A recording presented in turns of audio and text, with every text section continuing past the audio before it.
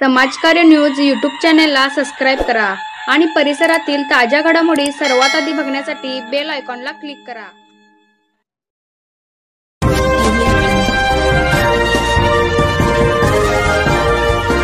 जांभळी रत्नदीप महिला ग्रामीण कारागीर औद्योगिक सहकारी संस्थेत 78वा स्वातंत्र्य दिन साजरा। जांभळी तालुका शिरोळ येथील रत्नदीप महिला ग्रामीण सहकारी संस्था जांभळी यांच्या वतीने भारत देशाचा 78वा स्वातंत्र्य दिन साजरा करण्यात आला। संस्थेच्या प्रांगणात ज्येष्ठ पत्रकार दत्तात्रय कदम व लोकमान्य नागरी सहकारी पतसंस्थेचे चेअरमन नागेश चव्हाण यांच्या उपस्थितीत ध्वजारोहण संपन्न झाले। यावेळी संस्थेचे संस्थापक बाबगोंडा पाटील, शेतकरी सेवा सोसायटीचे संस्थापक चेअरमन दिलीप पाटील उपस्थित होते।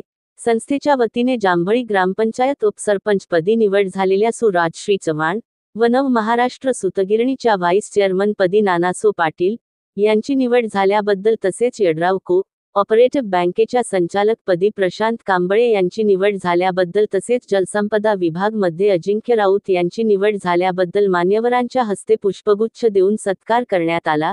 यावेळी सामाजिक कार्यकर्ते माजी सरपंच खंडू खिलारे, शशिकांत घाट, दस्तगीर सुतार, अनिल कोळी, बाळासाहेब पाटील, विनायक पाटील, अण्णासाहेब शिंदे, विष्णू भोसले, विनायक राऊत यांच्यासह जिल्हा परिषद शाळेचे विद्यार्थी-विद्यार्थिनी, मुख्याध्यापक, सर्व शिक्षक उपस्थित होते।